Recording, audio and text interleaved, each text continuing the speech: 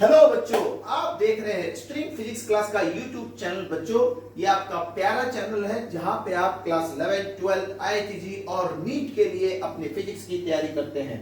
बच्चों, आज हम लोग इस वीडियो में क्लास 11 से हम लोग एक टॉपिक डिस्कस करेंगे जिसका नाम है acceleration, types of acceleration.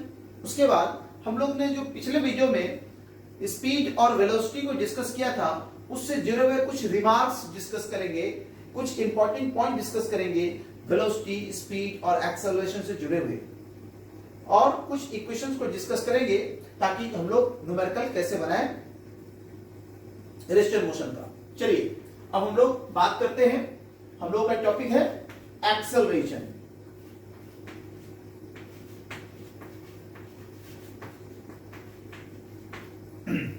Acceleration बहुत ही इंपॉर्टेंट कंपोनेंट है रेस्ट एंड मोशन का। मैं इसको डिफाइन करता हूं पहले। The rate of change of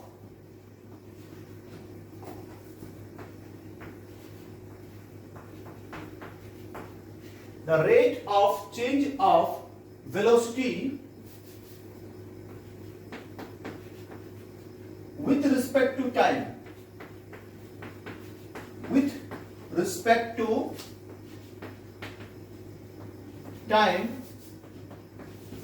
is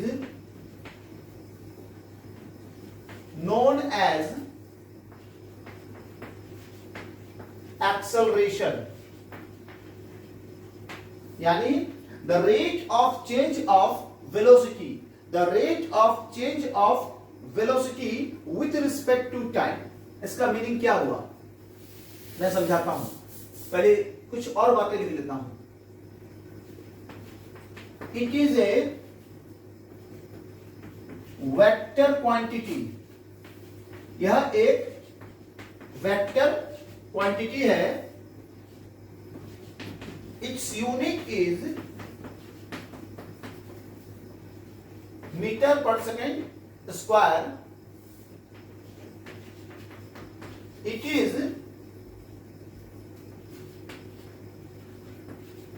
denoted by vector A. ठीक है, इसको वेक्टर ए से डिनोट करते हैं। इसका यूनिट है मीटर पर सेकेंड, जिसको ऐसा यूनिट आप कहते हैं। चलिए अब मैं यहां लिखता हूं वेक्टर ए इज टू, मैं लिखूंगा dv by dt। dv by dt का मतलब हुआ यहां d इंटू भी नहीं है, यहां d इंटू टी नहीं है। dv का मतलब चेंज इन वेलोसिटी। v को मैं वेक्टर साइन में लिखा हूं क्योंकि velocity is a vector quantity. इसको मैं लिखूंगा चेंज इन वेलोसिटी। आपको अगर कोई दिक्कत हो रहा होगा तो आप कमेंट में लिखेंगे change in velocity bye dt को लिखूंगा change in time. Change in time, ठीक है। अब ध्यान देंगे चेंज इन वेलोसिटी को आप अगर चेंज पता करना चाहते हैं तो चेंज कैसे पता करते हैं? बाद में कितना है माइनस शुरू वाला। जैसे अगर मान लीजिए शुरू में किसी के पास 20 रुपया है, बाद में 80 रुपया हो जाता है, तो चेंज कितना का हुआ? 60 रुपया बढ़ा। कैसे समझे? बाद वाला माइनस शुरू वाला, यानी 80 माइनस 20। तो चेंज निकालने के लिए बाद वाला माइनस शुरू वाला करना पड़ता है कहीं भी, ठीक है। तो चेंज इन वेलोसिटी जो आएगा वो क्या आएगा?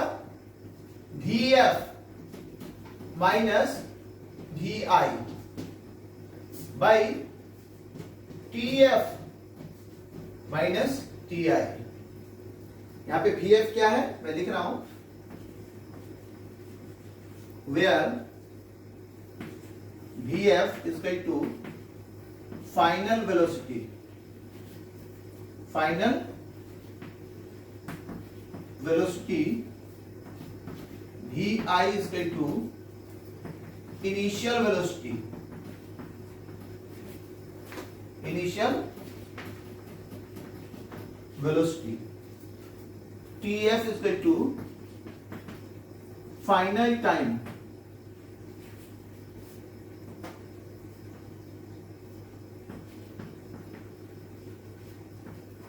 और टी आई बराबर इनिशियल टाइम।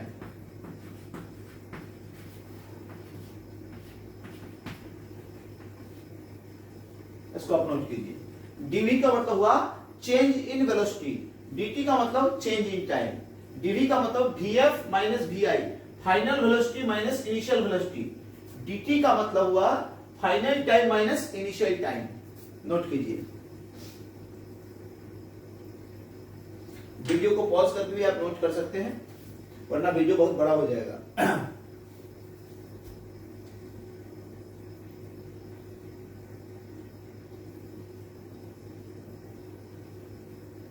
चलिए अब हम लोग इसको मिटाते हैं। बच्चों, आप किसी भी बोर्ड से हो, किसी भी राज्य से हो, आपको कोई प्रॉब्लम हो रहा है, आप लिख सकते हैं। या तो आप इंग्लिश में लिख सकते हैं, हिंदी में लिखेंगे तो मैं कोशिश इंग्लिश हिंदी भी समझूंगा, और अन्य राज्यों से भी है तो आप इंग्लिश में लिखे, मैं उसका आंसर करूंगा।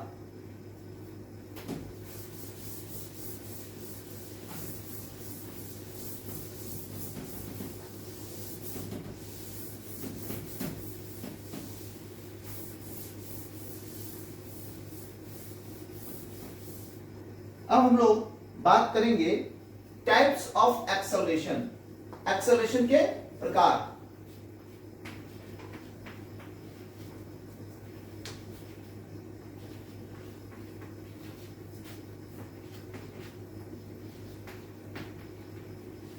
टाइप्स ऑफ एक्सेलरेशन, जैसे हमने स्पीड और वेलोसिटी में बताया था कि वो 4 प्रकार के होते हैं, उस तरह एक्सेलरेशन भी 4 प्रकार के होते हैं।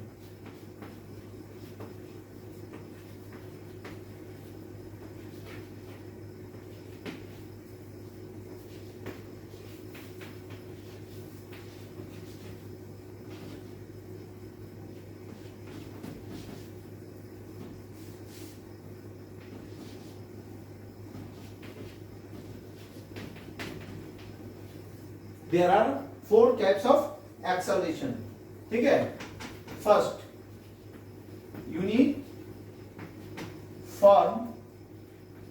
और कांस्टेंट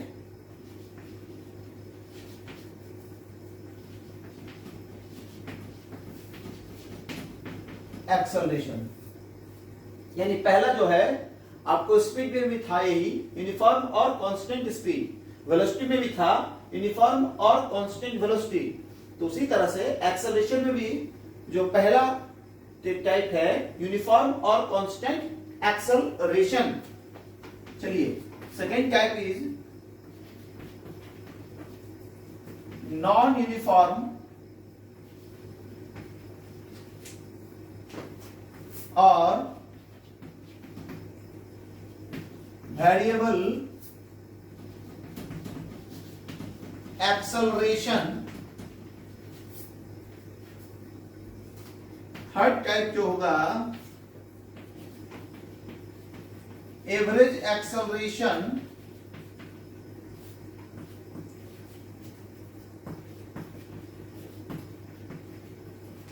और जो फोर्थ टाइप है दैट इज इंस्टेंटेनियस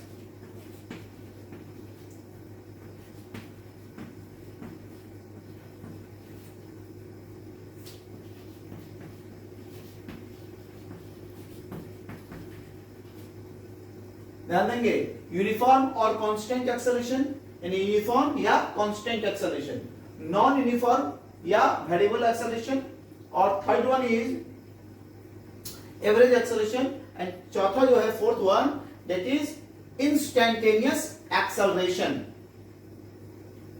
ठीक है, आप इन सबको नोट करें।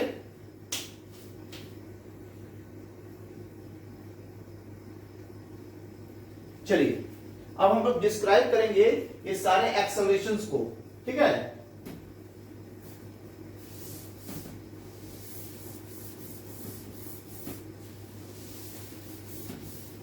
सबसे पहले हम लोग यूनिफॉर्म एक्सेलरेशन को डिस्कस करेंगे।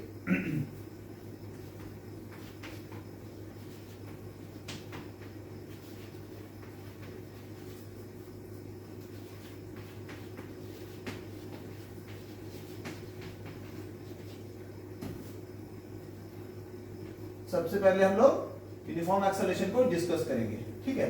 यूनिफॉर्म एक्सेलरेशन और कांस्टेंट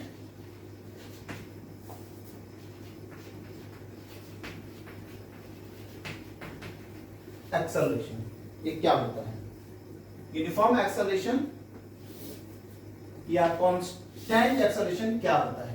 देखिए, यूनिफॉर्म का मतलब होता है एक समान, कांस्टेंट का मतलब होता है ना बदलना, निश्चित। एक समान का मतलब भी मतलब हुआ नहीं बदलना। तो यूनिफॉर्म एक्सेलरेशन का मतलब है कि एक्सेलरेशन ना बदले। ये कब हो सकता है? जब चेंज इन वेलोसिटी, जब वेलोसिटी का बदलाव समय के साथ साथ जो हो वो कांस्टेंट हो, तभी जाकर एक्सेलरेशन कांस्टेंट हो सकता है, ठीक है। When change in velocity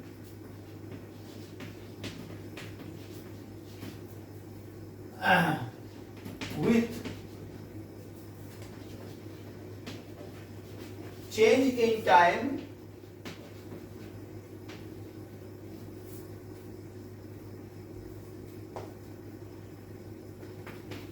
is constant.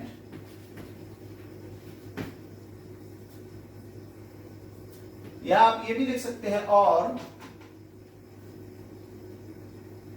when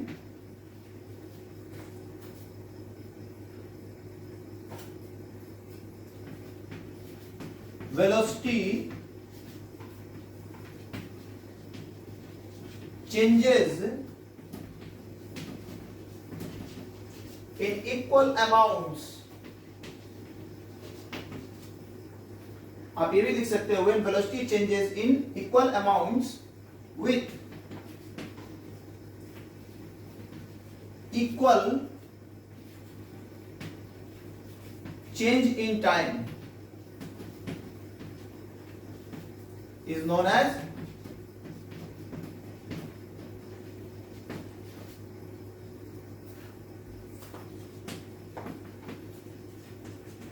uniform or constant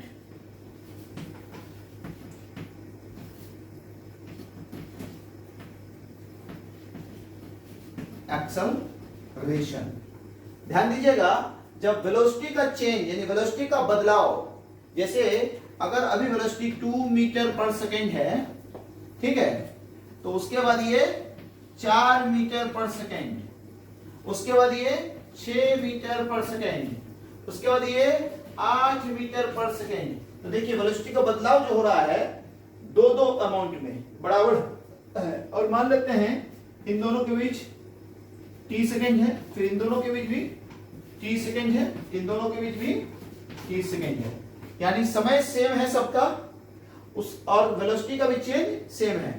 तो इस समय जो एक्सेलरेशन होगा इसको कहेंगे यूनिफॉर्म एक्सेलरेशन या कांस्टेंट एक्सेलरेशन।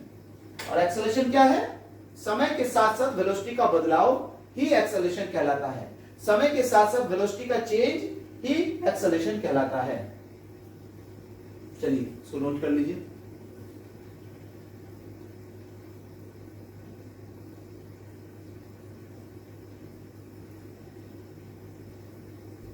चलिए मैं इसको दिखाता हूं।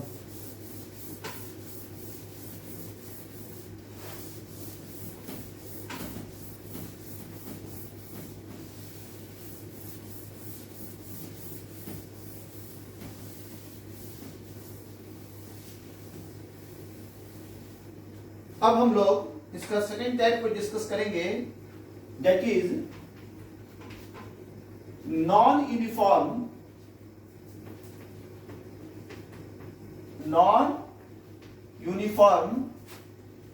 और variable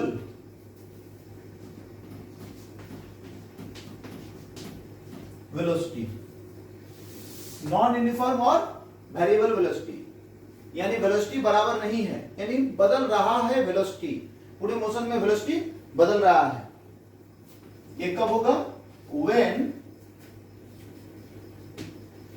change in velocity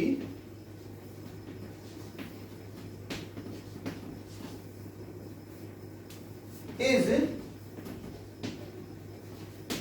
not constant when change in velocity, यानी वेलोसिटी का जो बदलाव है is not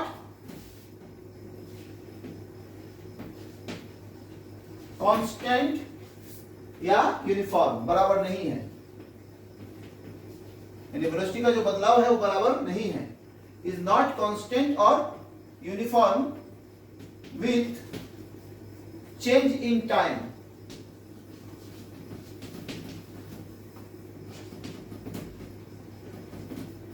then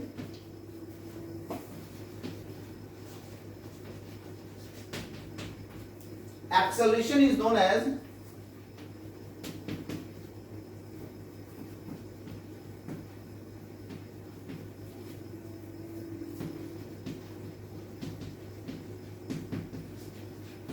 non uniform और वेरिएबल, यानी जब वेलोसिटी का चेंज कांस्टेंट नहीं होगा या यूनिफॉर्म नहीं होगा, यानी वेलोसिटी का जो चेंज हो रहा है वो समान नहीं है, यूनिफॉर्म नहीं होना मतलब समान नहीं है। The change in velocity is not constant, यानी वेलोसिटी का जो चेंज हो रहा है वो समान नहीं है, कांस्टेंट नहीं है, वो अलग अलग है। With the change in time, तब कहेंगे एक्सेलरेशन क्या है, वेरिएबल है। जैसे मान लीजिए 2 मीटर पर सेकेंड है, उससे बदल के होता है 4 मीटर पर सेकेंड, उससे बदल के होता है 5 मीटर पर सेकेंड, वेलोसिटी उससे बदल के होता है 9 मीटर पर सेकेंड। तो ध्यान दीजिए, पहले वेलोसिटी कितना बदला, 1, उसके बाद बदला पहले वेलोसिटी बदला 2 मीटर पर सेकेंड का, उसके बदला 1 मीटर पर सेकेंड, ठीक है, और उसके बाद बदला फिर 4 मीटर पर सेकेंड, यानी वेलोसिटी का चेंज समान नहीं है, लेकिन टाइम मान लेते हैं समान है। तो ये क्या आ जाएगा, वेरिएबल एक्सेलरेशन, यानी समय के बदलाव के साथ साथ, t समय के बदलाव के साथ साथ, यहां वेलोसिटी बदला 2 मीटर पर सेकेंड का, यहां वेलोसिटी बदला 1 मीटर पर सेकेंड का, यहां वेलोसिटी बदला 4 मीटर पर सेकेंड का, क्योंकि ये 5 था, 5 से 9 हुआ, ठीक है। तो ऐसे वेलोसिटी के बदलाव को हम कहेंगे नॉन यूनिफॉर्म एक्सेलरेशन और वेरिएबल एक्सेलरेशन, नोट कर लीजिए।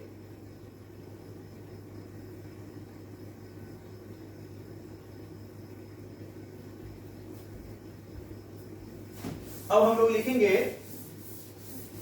Average acceleration.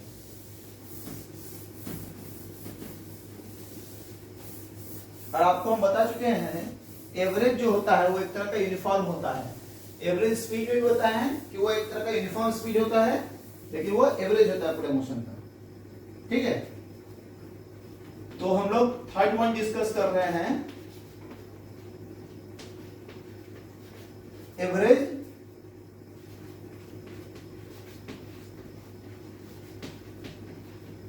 Acceleration.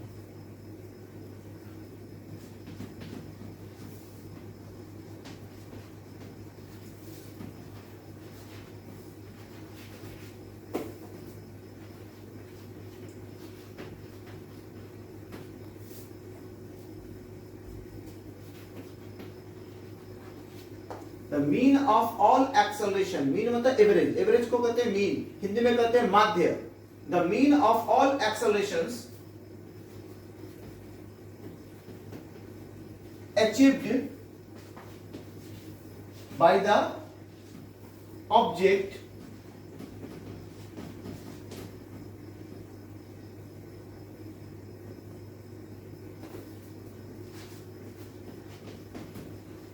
during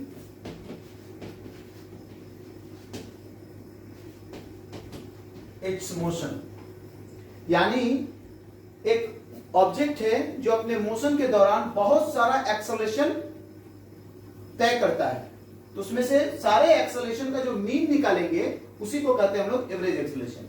the mean of all accelerations achieved by the object during its motion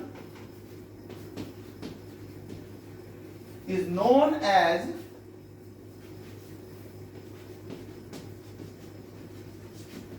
average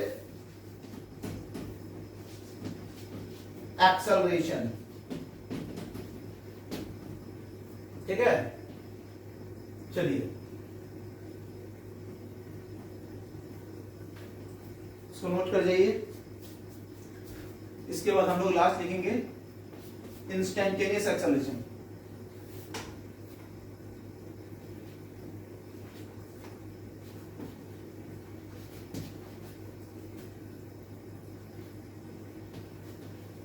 instantaneous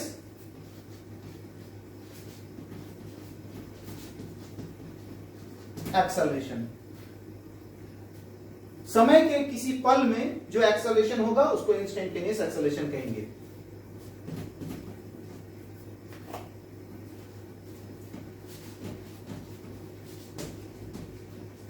the acceleration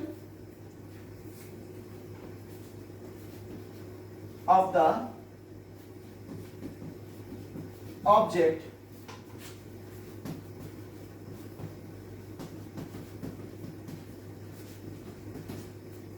at a particular instant of time is known as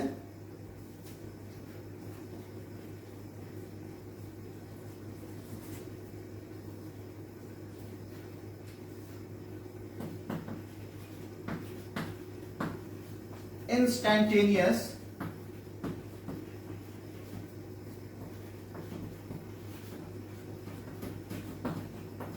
acceleration. यानी जब कोई object motion कर रहा होगा, जब कोई object motion कर रहा होगा तो समय के एक छोटे पल पर जो एक्सेलरेशन होगा उसको हम इंस्टेंटेनियस एक्सेलरेशन कहेंगे। ठीक है, a equal to limit dt tending to 0 dv by dt। ये हमने इस तरह का फॉर्मूला आपको हमने लिखा था, उसमें भी वेलोसिटी में भी स्पीड में भी। ठीक है, the acceleration of the object at a particular instant of time, समय के किसी पल पे जो एक्सेलरेशन होगा उसको हम कहेंगे मोशन के दौरान, उसको कहेंगे इंस्टेंटेनियस एक्सेलरेशन। इसको सॉल्व करने के लिए डिफरेंशियल कैलकुलस का उपयोग करेंगे। चलिए आप इसको नोट कीजिए।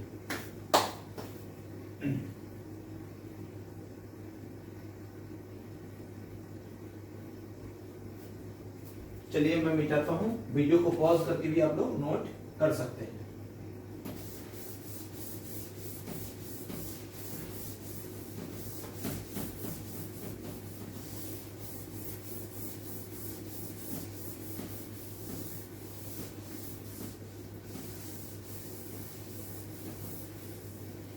अब ध्यान दीजिए, अब हम लोगों ने रेस्ट पढ़ लिया, मोशन पढ़ लिया, फ्रेम ऑफ रेफरेंस पढ़ लिया, हम लोगों ने टाइप्स ऑफ मोशन पढ़ दिया on the basis of shape, types of motion on the basis of dimension पढ़ लिया, हमने डिस्टेंस पढ़ लिया, हम लोगों ने डिस्प्लेसमेंट पढ़ा दिया, डिस्टेंस और डिस्प्लेसमेंट से जुड़े हुए रिमार्क पढ़ा दिया, स्पीड वेलोसिटी पढ़ा दिए, उनके टाइप्स पढ़ा चुके, अब एक्सेलरेशन भी पढ़ा चुके, एक्सेलरेशन के टाइप्स भी पढ़ा चुके हैं।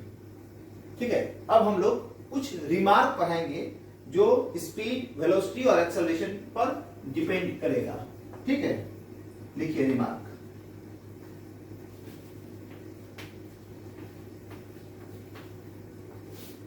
Remark, first point. ठीक है,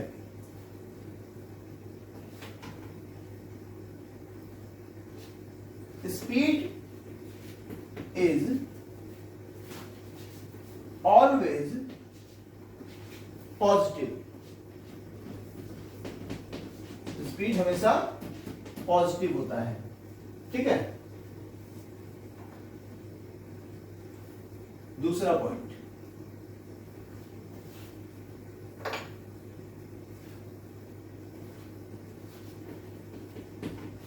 velocity may be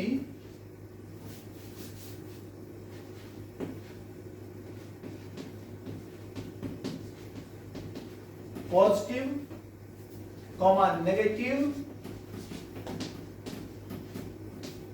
and even zero, and even zero, यानी वेलोसिटी पॉजिटिव भी हो सकता है, नेगेटिव भी हो सकता है और जीरो भी हो सकता है, क्योंकि एक वेक्टर क्वांटिटी है। ठीक है, थर्ड वन हम लोग लिखेंगे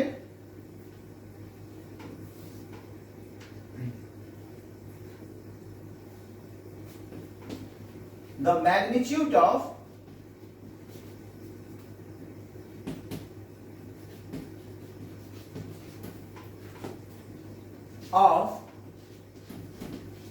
speed is always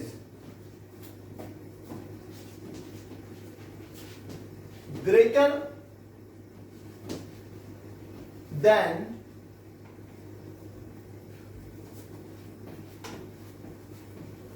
or equal to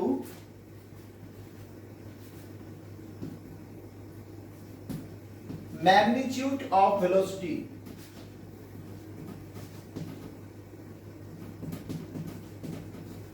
यानी स्पीड का वैल्यू जो होगा वो हमेशा या तो वेलोसिटी के वैल्यू के बराबर होगा या उससे बड़ा होगा, इज ऑलवेज ग्रेटर देन और equal to magnitude of velocity.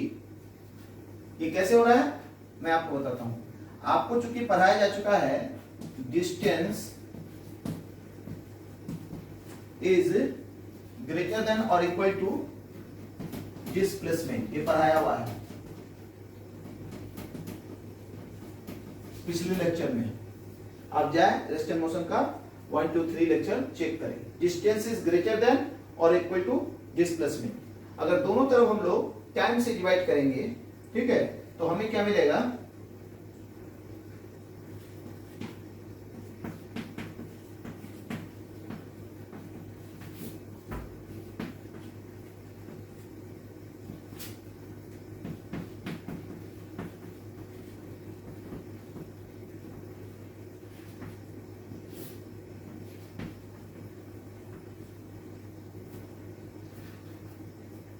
ठीक है। तो दोनों तरफ टाइम से डिवाइड करने पे मुझे मिलेगा डिस्टेंस बाय टाइम, इधर मिलेगा डिस्प्लेसमेंट बाय टाइम, और डिस्टेंस बाय टाइम होता है स्पीड। तो मैं लिखूंगा स्पीड इज ग्रेटर देन और इक्वल टू वेलोसिटी, मॉड लिख देता हूं। वेलोसिटी मॉड का मतलब होता है मैग्नीट्यूड, ठीक है, यानी mod of speed is greater equal to mod of velocity. ठीक है, ये आ गया। जो लाइन यहां हमने बोला वो आ गया मैथमेटिकली, नोट कीजिए।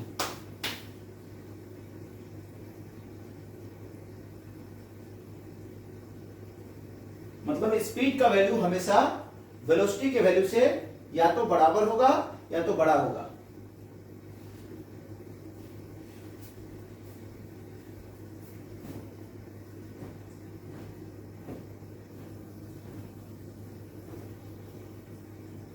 चलिए मैं मिटाऊं।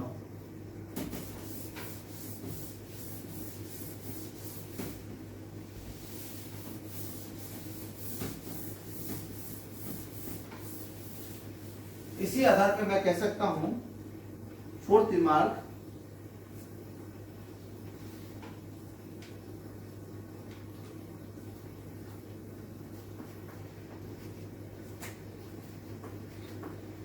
The magnitude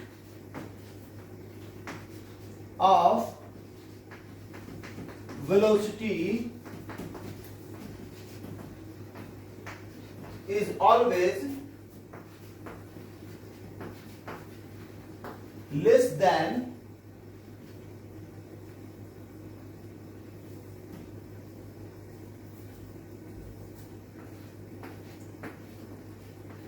or equal to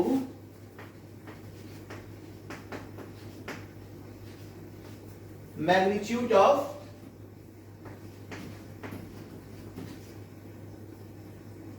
speed. यानी इसी आधार पे कह सकते हैं कि अगर स्पीड बड़ा होगा वेलोसिटी से तो उस तरह कह सकते हैं वेलोसिटी का वैल्यू हमेशा स्पीड के वैल्यू से या तो छोटा होगा या तो बराबर होगा।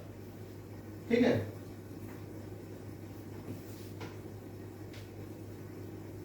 फिफ्थ लिख रहे हैं, एक्सेलरेशन इज ऑलवेज नहीं, मे भी लिख देता हूं, acceleration may be positive, negative,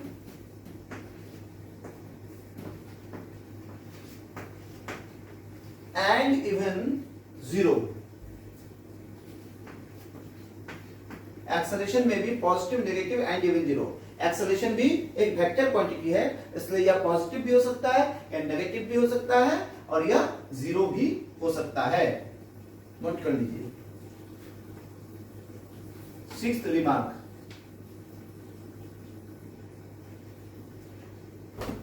note कीजिए, बहुत इंपॉर्टेंट पॉइंट है, ये सब न्यूमेरिकल बनाते वक्त काम आएगा आपको।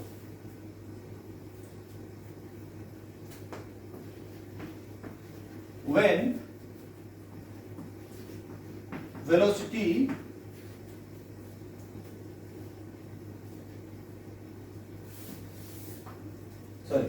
when acceleration act along velocity, when acceleration act along velocity, then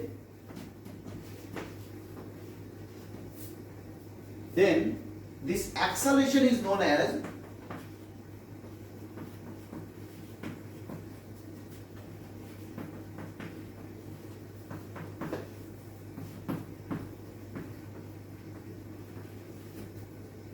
अगर एक्सेलरेशन वेलोसिटी की दिशा में, जैसे गाड़ी इधर चल रही है और एक्सेलरेशन भी इधर लग रही है, अगर गाड़ी इधर चल रही है और एक्सेलरेशन भी इधर लग रहा है, तो इस एक्सेलरेशन को हम कहेंगे या तो पॉजिटिव एक्सेलरेशन या simply acceleration. Then this acceleration is known as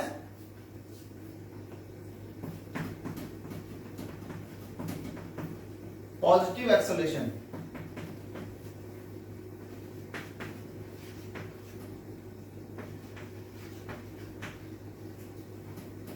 और एक्सेलरेशन।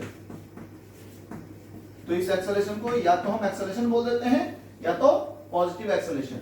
और ये एक्सेलरेशन क्या करता है, वेलोसिटी के वैल्यू को बढ़ाता है, एंड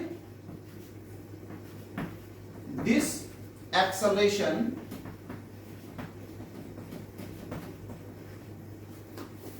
increases the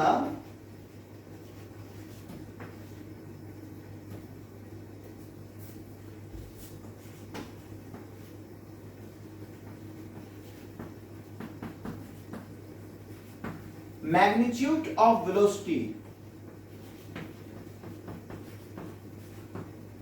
यानी जब एक्सेलरेशन वेलोसिटी की दिशा में लगता है, जब एक्सेलरेशन वेलोसिटी की दिशा में लगता है, जैसे गाड़ी अगर इधर चल रही है और हवा भी इधर आ गया, तो क्या होगा, गाड़ी का स्पीड बढ़ जाएगा। यानी जब एक्सेलरेशन वेलोसिटी की दिशा में लगता है तब क्या होता है, वेलोसिटी का वैल्यू बढ़ जाता है।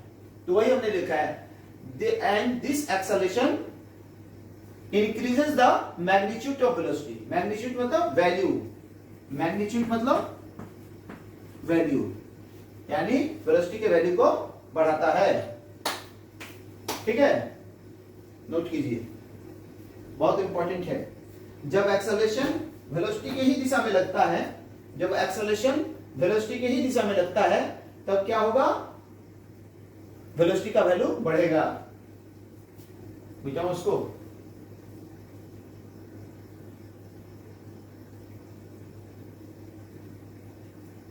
चलिए वीडियो को पॉज करके आप नोट कीजिएगा।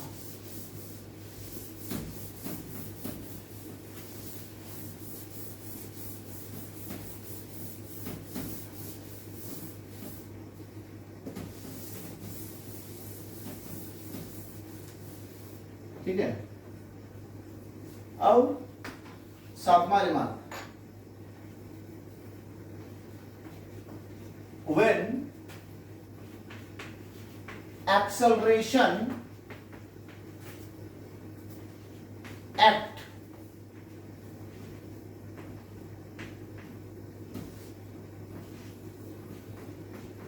opposite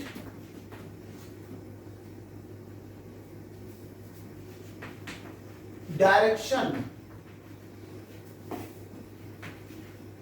of velocity, when acceleration act opposite direction of velocity, जब acceleration velocity के विपरीत दिशा में लगता है, then it is known as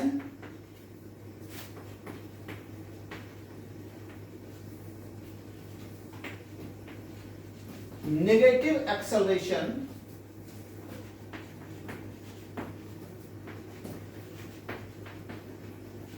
or retardation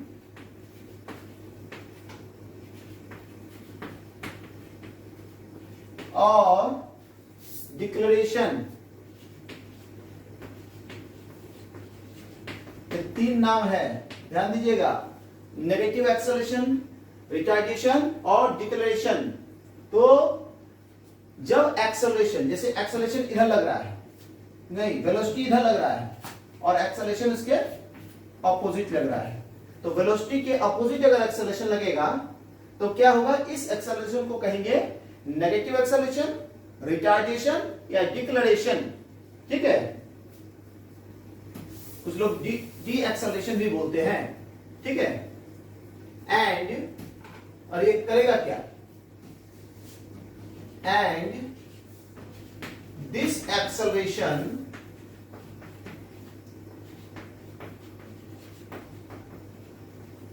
decreases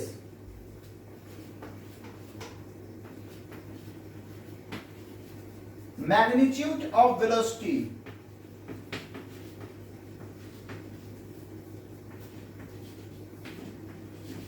और यह एक्सेलरेशन क्या करता है, वेलोसिटी के मैग्नीट्यूड को घटाता है, क्योंकि गाड़ी इधर चल रही है, हवा इधर आ रही है, यानी वेलोसिटी इधर है, एक्सेलरेशन इधर है, उल्टे दिशा में, तो यह एक्सेलरेशन वेलोसिटी के वैल्यू को घटाता है। ठीक है, चलिए 8th remark, when acceleration act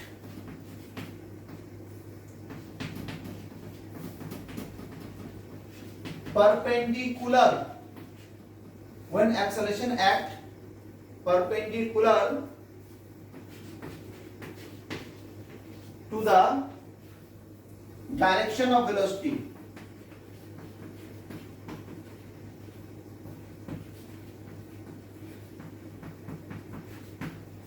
when acceleration act perpendicular to the direction of velocity, यानी जब acceleration velocity के perpendicular लगे, ठीक है, then magnitude of velocity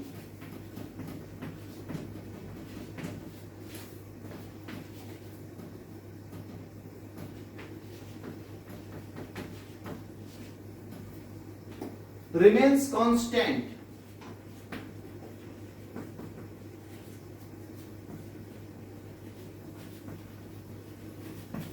but its direction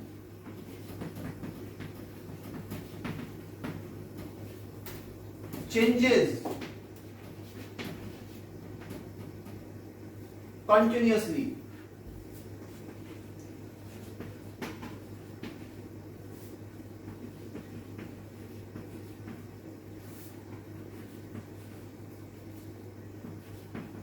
Till acceleration act.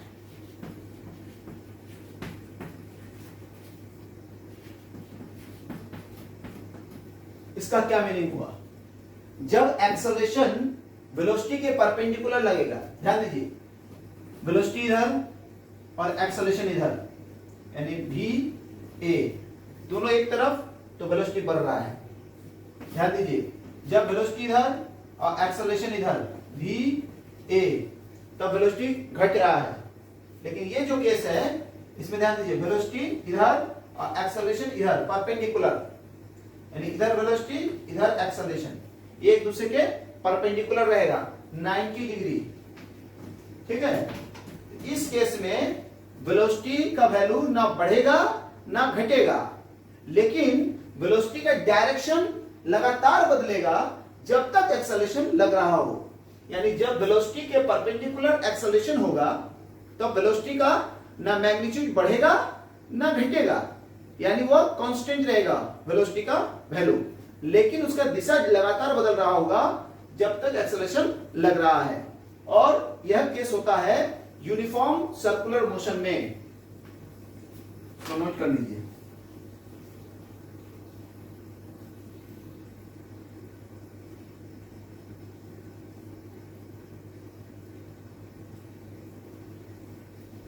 बच्चे उसको नोट कीजिए, मैं उसको मिटा लूंगा।